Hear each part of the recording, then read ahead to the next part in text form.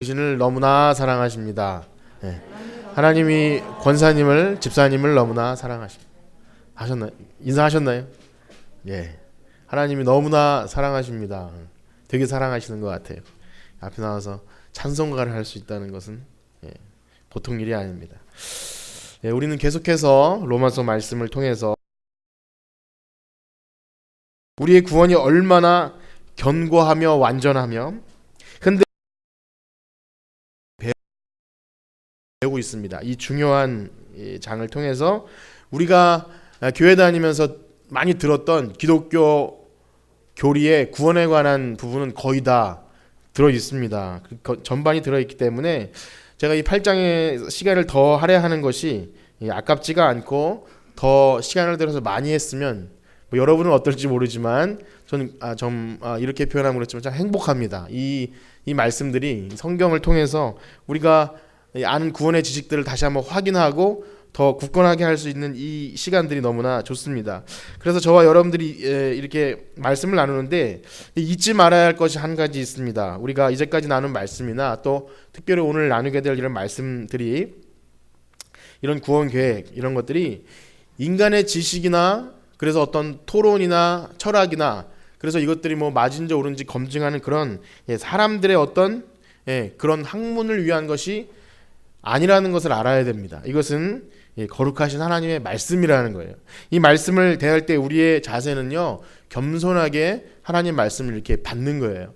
그래서 그것이 이렇게 공부할 필요는 있지만 그것이 어떻게 맞는지 안 맞는지를 세상의 철학이나 지식이나 논리를 학문을 통해서 검증하는 게 아니에요. 그래서 이 말씀을 우리가 듣는 그 궁극적인 목적은요 우리 구원받은 신자에게 위로와 평안을 주는 거예요. 우리의 구원이 확신하구나. 하나님께서 우리의 구원을 처음부터 끝까지 완벽하게 이루실 것이구나. 그러면서 위로와 평안을 얻는 거예요. 그렇기 때문에 오늘도 이 말씀을 우리가 대할 때 이 은혜로운 성령님께서 우리의 마음속에 찾아와 주셔서 말씀이 이해되어지고 또 이 말씀이 더욱 하나님을 깊이 알게 하고 우리가 받은 그 구원이 얼마나 귀하고 값진 것인가를 깨달아 알아주는 여러분들 되시길 축복합니다. 그렇게 간절히 축복해요. 지난 시간까지 흐름을 간략히 정리하면 그렇습니다. 이제 그리스도 예수 안에 있는 우리에게는 결코 정죄함이 없는 줄 믿습니다. 왜냐하면 예수 안에 있는 생명의 성령의 법이 우리를 죄와 사망의 법에서 해방시키셨습니다. 그래서 이제 그 정죄함이 없는 우리들은 영에 속한 사람들이라 그래요. 육신에 속한 사람, 영에 속한 사람이 있는데 우리는 이제 영에 속한 사람, 여기 계신 분 어느 한 분도 빠짐없이 영에 속한 사람들이에요. 영에 속한 사람들은요 이 예배 시간을 좋아해서 나와서 노래할 수 있고 이 찬송가를 부를 수 있고 그런 사람들이에요. 그런 사람들은 하나님을 기쁘시게 할 수 있어요. 영의 생각을 하게 되고 이제 그런 사람들은요 양자의 영을 받아서 하나님의 자녀가 됩니다. 그래서 하나님을 아버지라고 부를 수 있어요. 아빠, 아버지. 기도할 때 하나님 아버지 이렇게 부를 수 있는 사람들은 영에 속한 사람들이고 구원받은 사람들이에요. 그렇지 않은 사람들은 결코 그렇게 할 수가 없습니다. 그런데 이 귀한 신분을 얻었을 때 얻어지는 것이 너무나 많은데 자녀가 그 부모의 유산을 상속하듯이 하나님이 우리 아버지가 되셨기 때문에 하나님의 것을 우리가 상속합니다. 그 상속자가 되어서 모든 것이 다 우리의 것이 돼요. 구원부터 출발해서 하나님의 모든 권위와 권능과 예수님과 함께 이 만물을 다스리는 그 권세와 모든 소유까지도 다 이제 우리의 것이 되는 거예요. 아직 완전히 이루어진 것은 아니지만 그 사이에 껴서 장차 이루어질 것인데 지난 시간에 중요한 문제 한 가지를 말씀드렸어요. 하나님과 그 영광을 받기 위해서 무엇을 함께 받는다고요? 고난을 함께 받는다는 거예요. 고난. 이것을 절대 잊어서는 안 됩니다. 그래서 우리가 구원을 얻었다고 하지만 완전히 지금 이루어진 것이 아니라 우리의 육신은 이 땅에 있기 때문에 이제 장차 이루어질 그때를 향해 달려가는데 그렇기 때문에 그 영광스러움을 아는 사람들은 현재 우리가 고난이 있다 할지라도 그 영광 때문에 이것이 고난으로 힘들고 어려워서 낙심되지 않는다는 거예요. 넉넉히 이길 수 있다는 거예요. 그 부분 말씀을 한번 같이 읽어보겠습니다. 로마서 8장 18절 말씀이었습니다. 이것은 참 요절로 외워도 됩니다. 8장 18절. 자, 시작. 생각하건대 현재의 고난은 장차 우리에게 나타날 영광과 비교할 수 없도다. 아멘.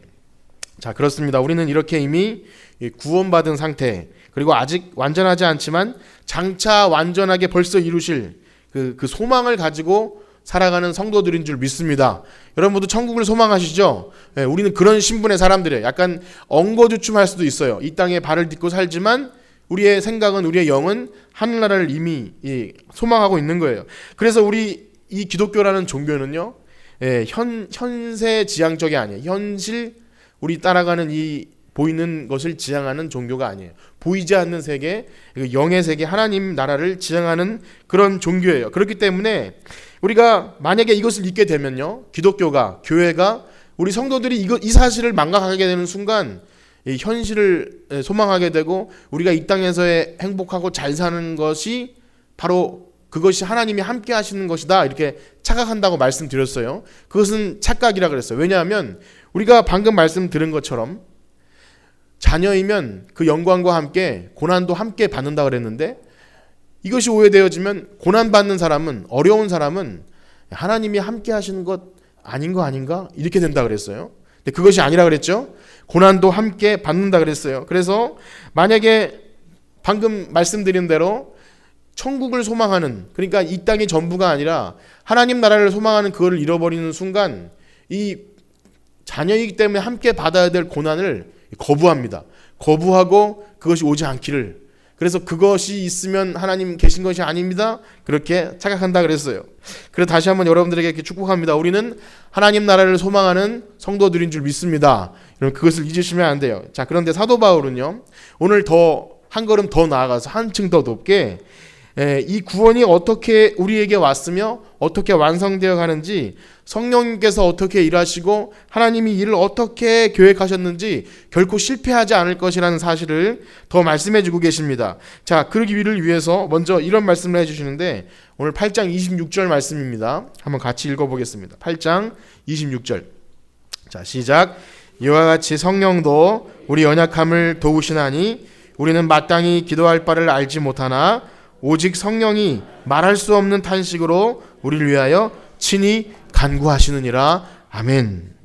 자, 이제까지 제가 지난주 말씀을 왜 드렸냐면, 우리 이제 고난이 낯설지 않아야 됩니다. 우리 신자에게 있어서 고난과 여건과 환난이 낯선 것이 아닌 여러분들에게 이 말씀은 굉장히 그냥 자연스럽게 흘러가는 문제예요. 왜냐하면 우리 신자가 이 땅에 살아가는 동안 얼마나 많은 일을 당하는지, 그리고 때로는 그 일이 정말 하나님께서 나에게 하신 일인지 의심이 될 때도 있을 정도로 어려운 순간을 맞이합니다. 우리는 종종 그 일을 맞이하고, 그래서 여기 나온 것처럼 마땅히 기도할 바를 알지 못할 정도로 곤고하고 어려운 시간들이 성도들에게 찾아온다는 거예요. 하나님 자녀에게 찾아온다는 거예요. 다른 사람이 아니라 구원받은 의인 신자 하나님 자녀에게 이 일이 찾아온다는 거예요. 물론 이 말씀이 우리 구원받은 사람들은 날마다 힘들어야 되고 기도할 바를 무엇인지 알지 못할 정도로 날마다 공고해야 돼야 한다는 말씀은 아니에요. 그러나 그것을 피하고 싶어도 우리는 그런 때가 옵니다. 여러분 다 있지 않은가요? 그렇죠? 예. 지금도 곤고하신 분 계시죠? 예. 다 있습니다. 우리는 그 시간이 있어요. 고난의 크고 작음은 주관적이어서 다 다를지 몰라도 비교할 수 없어요. 누군가 더는 사람은 어떻고 난 더 힘들었어, 비교할 수 없지만 각자 자기의 삶 속에서 우리가 주님을 믿기 때문에 감당해야 할 고난, 또 내가 원치 않았지만 주어진 나의 환경 때문에 우리에게 처해지는 그런 일 때문에 낙심에 빠지기도 하고 시험에 들기 충분합니다. 그것은 전혀 무시할 수 없는 거예요. 지난주에도 말씀드렸지만 어떤 사람에게 야 그거 아무것도 아니야, 그냥 뭐 기뻐해 라고 말할 그런 정도가 아니에요. 고난은 고난이고 어려움은 어려움이에요. 자, 근데 바로 그때 우리는 마땅히 기도할 바를 알지 못합니다. 그 말씀은 뭐냐면, 우리가 성경 속에서 왜 한나를 알지 않습니까? 한나처럼 저는 그렇게 생각해요. 아들이 없어서 아들을 갖기 위해 욕심을 냈다기보다는 그 당시에 아들이 없으면 얼마나 뭐랄까요, 제대로 대우받지 못하는, 또 고통스럽고 괴로운 그것 때문에 그 아들이 있고 없고를 떠나서 그게 그때는 하나님이 복을 못 받은 그런 심정이었어요. 그래서 막 그 성전에서 기도하는데 뭐라고 말은 못하고 막 입술을 떨고 그러니까 그 엘리 제사장이 와서 술 취한 거 아니냐고, 이거 뭐라고 말은 표현 못한 거죠. 그냥 떠는 마음으로 울면서 울부짖을 때 그렇게 탄식하는 기도가 있다는 거예요.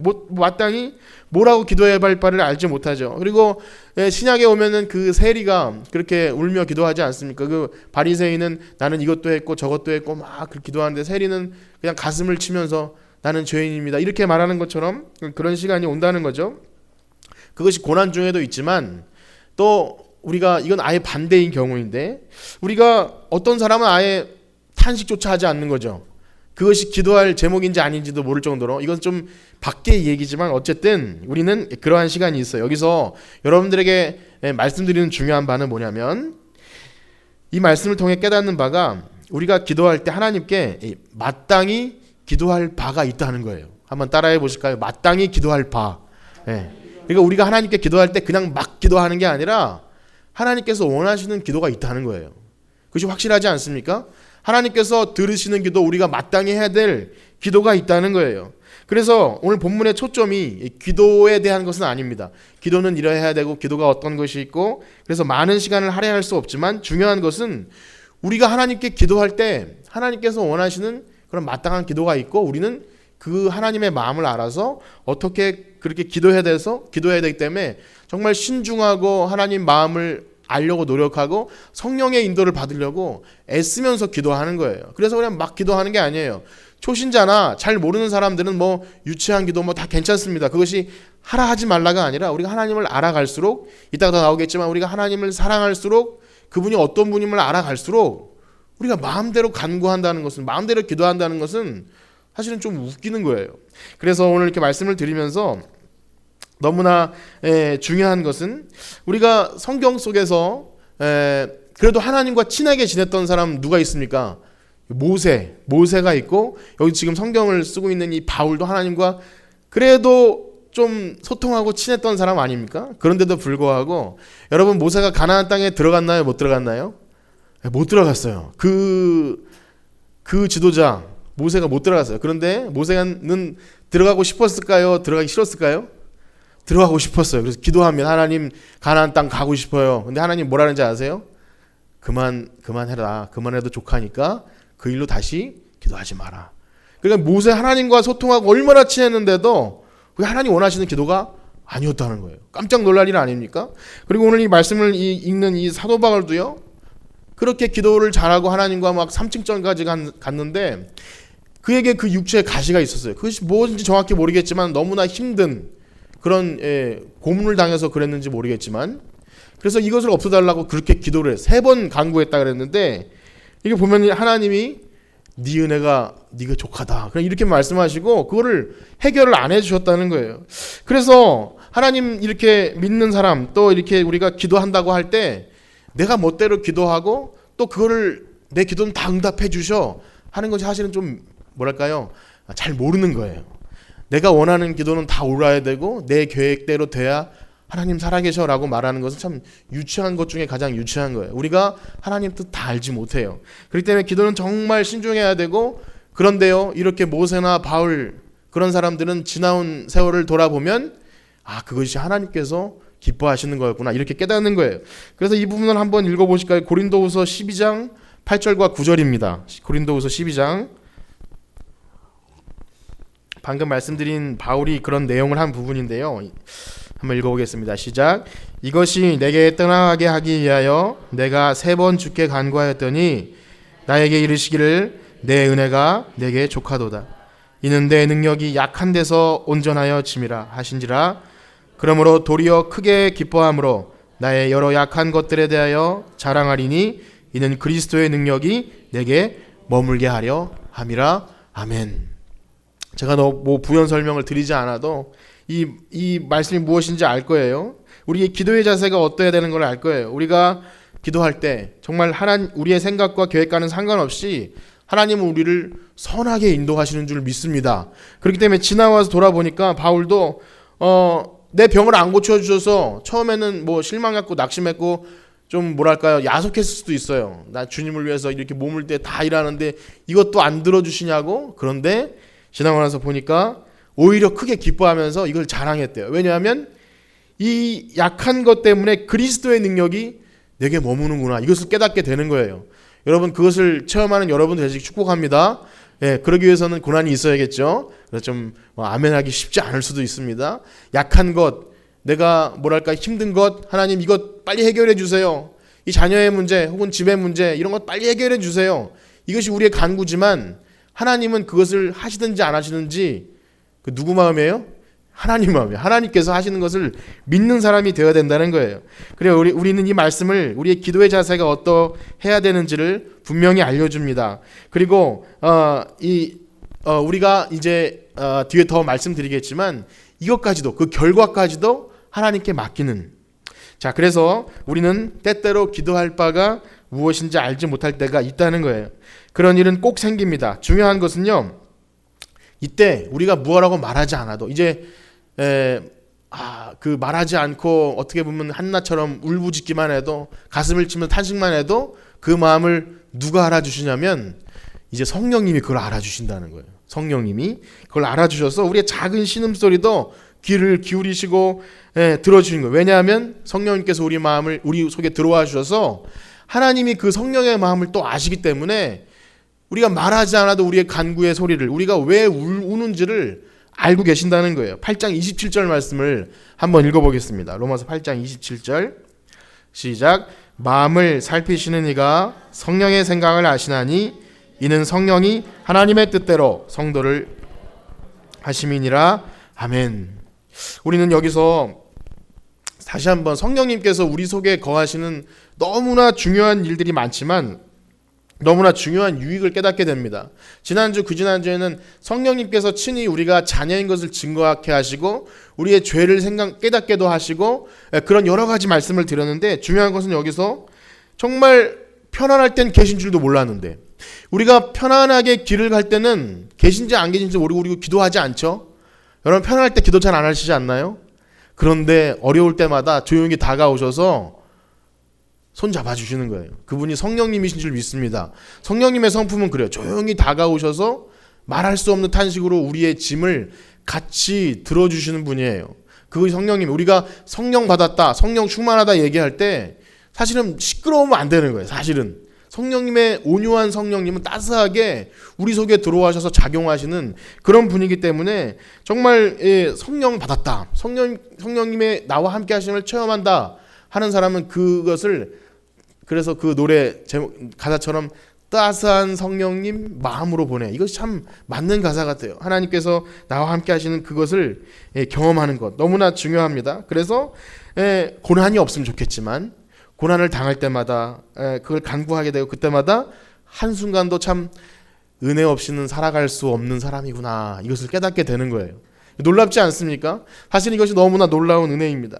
그래서 고난도 자녀이기 때문에 주시는 거예요. 자녀이기 때문에 고난도 주셔서 아니 성령님이 그렇게 능력이 많으시다면 그냥 내 고난 가져가시면 되는 거 아닙니까? 그냥 나타나셔서 그냥 없애주시면 되는 거 아닙니까? 이렇게 반문하기 쉽지만 사실은 그것이 하나님의 방법이 아니라는 거예요. 하나님의 뜻이 아니라는 거예요. 그래서 하나님은 그것을 견디며 버티며 광야길을 걷게 하십니다. 하나님은 이유와 목적이 분명히 있으신 거예요. 그래서 하나님을 우리가 온전히 받아들이고 순종하는 것도 그 구원 얻은 신자가 이 성화되는 과정 속에서 너무나 필요한 거예요. 성령님은요 고통을 없애주시는 그런 방법이 아니라 같이 우리와 함께 탄식하시면서 우리를 도우시는 분인 줄 믿습니다. 우리가 그것을 분명히 알아야 됩니다. 그래서 이 말씀을 우리가 얼마나 큰 위로와 평안을 주는지 몰라요. 성령님이 내가 기도할 바를 알지 못할 정도로 괴롭고 참 공고하고 답답할 때 내 속에서 하나님께 간구해 주시는구나. 그래서 이 말씀을 읽는 사람들이 느껴야 할 그 감정이 그거예요. 그 위로와 평안, 안식. 그런데요, 주의해야 될 부분이 있습니다. 그것이 뭐냐면 이렇게 생각하면 안 돼요. 자, 그러면 우리가 특별히 기도할 필요가 없는 건 아닌가? 혹시 여러분 이 말씀을 들으면서 그런 생각하신 분이 있을 수도 있습니다. 아니 내가 기도하지 않아도 성령님이 간구해 주시기 때문에 우리가 기도 그냥 가만히 입 다물고 있어도 되는 것 아닌가? 물론 아주 그냥 유치한 질문이지만 여러분 사도 바울의 그 방식대로 하면 그럴 수 없느니라 그렇게 돼야 돼요. 그럴 수 없느니라. 그럼 기도 안 해도 되겠습니까? 네. 그럴 수 없느니라. 뭐 반응이 없으셔서 제가 혼자 하겠습니다.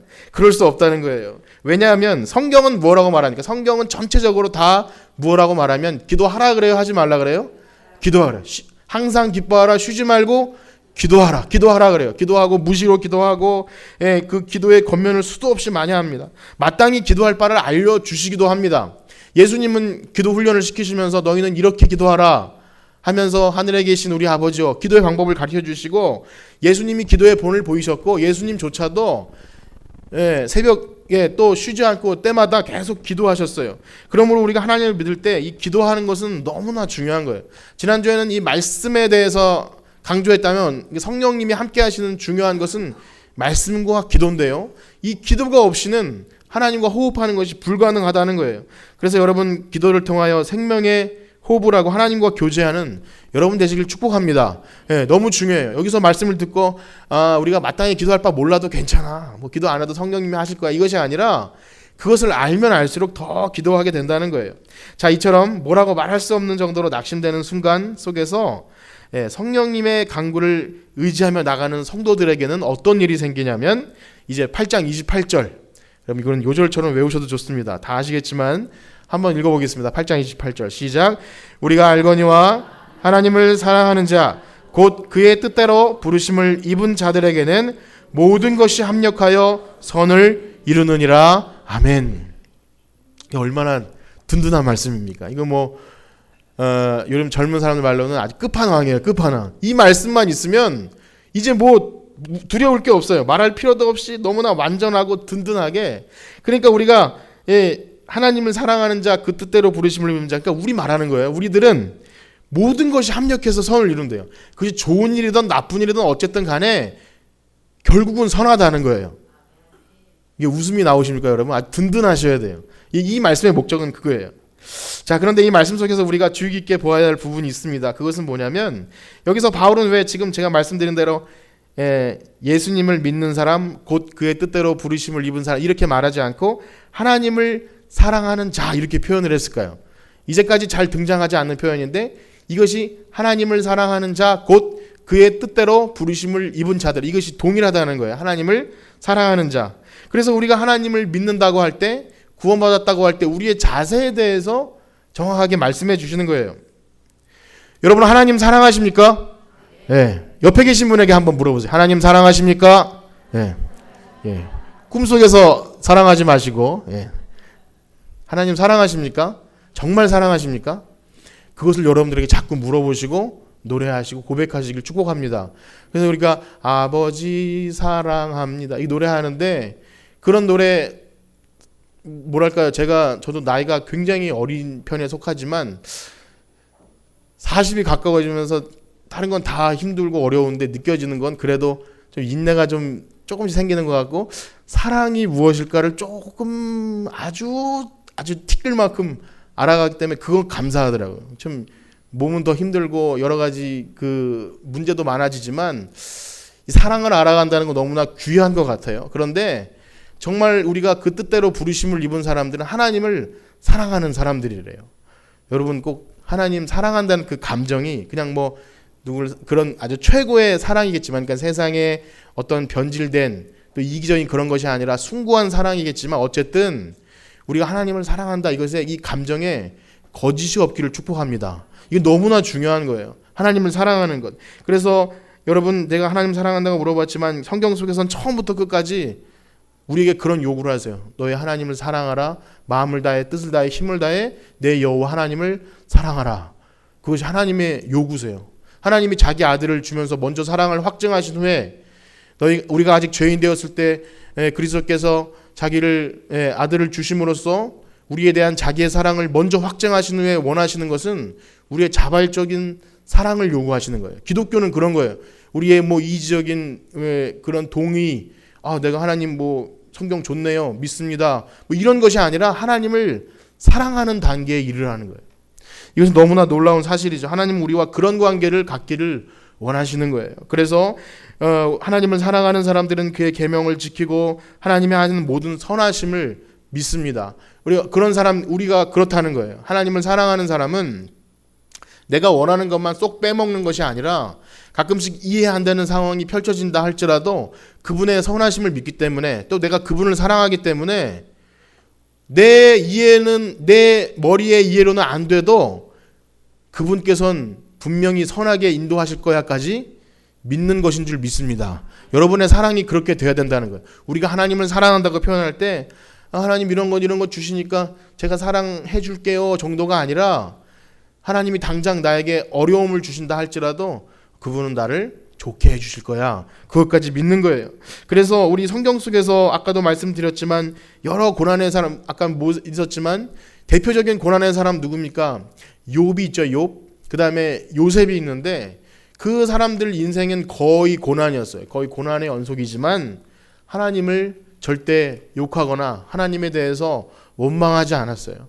욥기를 우리가 이렇게 읽어보면 욥은 무슨 말로도 하나님을 원망하지 않았어요. 그런데 그 욥의 부인이 너 하나님을 욕하고 죽으라 그렇게 할 때도 그게 이제 아마 2장 9절일 거예요. 제가 예전에 외울 때 2929 하나님 욕하고 죽으라. 그래서 욥기 2장 9절에 아마 그 부인이 그런 말씀 제가 미리 찾아보지 않았지만 옆에 있는 사람들은 하나님을 다 원망할 거면 야 너 그거 그래가지고 너 교회 다니고 그래서 어려워서 너 그게 믿는 거야 라고 말할 때까지도 아니야 하나님은 나를 선하게 인도하실 거야. 여러분 그렇게 하나님 사랑하기를 축복합니다. 왜냐하면요 하나님은 사랑하는 자녀에게 징계도 주시고 절대 사랑하는 자녀에게 좋은 것도 주시지만 그렇게 징계고 채찍질까지도 주시는 거예요. 사랑하는 자녀는 그것까지도 겸손하게 받습니다. 우리가 히브리서 12장 6절 말씀을 한번 같이 읽어보겠습니다. 히브리서 12장 6절입니다. 시작. 주께서 그 사랑하시는 자를 징계하시고 그가 받아 아들마다 채찍질 하심이니라 하였으니 아멘. 정말 사랑하는 자녀는 우리가 근실하게 혼내지 않습니까? 정말 그런 생각이 들어요. 사랑하지 않는다면 매도 주지 않는 거예요. 예. 자, 그렇습니다. 그런데 우리가 하나님을 사랑하는 자, 그래서 하나님을 사랑하는 자는 곧 그의 뜻대로 부르심을 입은 자들이라는 거예요. 그렇게 왜 같이 등식으로 곧이 붙냐면 여러분 우리가 지금 하나님을 사랑한다고 이렇게 어줍지 않게 말했지만 여러분 누가 먼저 사랑했나요? 하나님이 먼저 사랑해요. 성경은 계속해서 일관되게 하나님이 우리를 먼저 사랑하셨어요. 우리가 하나님께 사랑을 한다는 것은 사실 우스운 거고 그 사랑에 보답할 수 있는 어느 정도도 미치지 않지만 하나님이 우리를 먼저 사랑하시고 하나님이 우리를 부르신 것이 먼저라는 거예요. 하나님이 우리를 먼저 사랑하셨고 이제 우리가 그 사랑을 알았다면 그 사랑에 반응하는 것이 이 부르심이라는 거예요. 그래서 그 뜻대로 부르심을 입은 자들에게는 모든 것이 합력하여 선을 이루게 하신다는 것입니다. 이 사실은 여러분 우리의 구원이 절대 흔들리지도 않고 이제 하나님을 사랑하는 자, 곧 그 뜻대로 부르심을 입은 자들은 이제 앞으로 생기는 어떤 일이 있어도 그것은 하나님이 선하게 인도하신다는 겁니다. 그래서 여러분 당장 눈앞에 보기에 잘못된 것 같고 실패한 것처럼 보이는 일이 있다 할지라도 여러분 낙심하지 않기를 축복합니다. 그 사람들이 곧 하나님을 사랑하는 사람들이에요. 하나님을 사랑하는 것, 내가 뭐 여러분 눈에 보이는 어떤 사람을 사랑하는 듯이 뭐 좋은 선물 사주고 뭐 이렇게 그게 아니라 하나님을 사랑하는 중요한 특징은 하나님이 하시는 어떤 일이든지 그것을 다 믿고 순종한다는 거예요. 그래서 여러분 우리가 방금 말씀드린 요셉이나 욥 중에 이 요셉을 보면요. 요셉 우리가 알지 않습니까? 그 형님들이 아버지가 그 요셉을 편애했기 때문에 요셉이 싫어서 요셉을 애굽의 노예로 팔아버려요. 그런데 애굽의 노예로 팔아서 거기서 종살이하고 거기서 한 번에 일어나는 것도 아니고 또 그 보디발의 아내에게 오해를 받아서 또 감옥에 가고 계속 감옥을 전전하면서 이렇게 살면서 나중엔 뭐 잘 되긴 했지만 어쨌든 여러분 그 요셉의 형들에게 미움을 받았어요. 그때 얼마나 죽고 싶었겠습니까? 그 사랑받는 아들이 어디 가서 종살이 노예살이를 할 때 그가 뭐 고생도 안 해보고 컸는데 그게 얼마나 힘들었겠어요. 그런데 그 고생과 험난한 일 후에 나중에 그 형님들이 이제 자신한테 조아리면서 그 곡식을 사러 오고 이럴 때 어떻게 요셉이 말을 합니까? 창세기 45장 7절 8절 한번 말씀을 같이 읽어보실까요? 창세기 45장 7절입니다. 시작. 하나님이 큰 구원으로 당신들의 생명을 보존하고 당신들의 후손을 세상에 두시려고 나를 당신들보다 먼저 보내셨나니 그런즉 나를 이리로 보낸 이는 당신들이 아니요 하나님이시라. 하나님이 나를 바로에게 아버지로 삼으시고 그의 온 집의 주로 삼으시며 애굽 온 땅의 통치자로 삼으셨나이다. 아멘. 지금 누가 보냈다 그러죠? 하나님이 보냈다 그러죠. 형님들이 보냈다는 게 아니라 하나님이 보낸 거예요. 이거 근데 누가 정말 팔았죠? 형님들이 판 건 아닙니까? 형님들이 팔기 싫은데 하나님 뜻이라니까 억지로 판 것입니까? 그런 것이 아니에요. 형님들이 정말 이 아이가 미웠고 사실은 죽이려고 그랬어요. 죽이려다가 어떻게 이제 형제들 가운데 토론하다가 막 팔아버린 거예요. 그러니까 죽이고 싶었던 분명히 그런 관계 속에 있었어요. 자, 그래서 우리 뭐 판 사람으로 말하면 예수님을 판 가룟 유다도 있지 않습니까? 성경 속에서 악하게 이용되고 이렇게 악한 역할을 하는 사람들, 여러분 그 사람들 우리가 이따가도 좀 말씀드리겠지만 하나님이 조종해서 그런 게 아니라 그 사람들은 나름대로 악하게 그렇게 하고 자기 뜻, 자기 행위대로 심판받는 거예요. 그래서 우리 눈앞에 있는 어려운 것들, 고난들, 그 악한 사람들 자체는 선하지 않아요.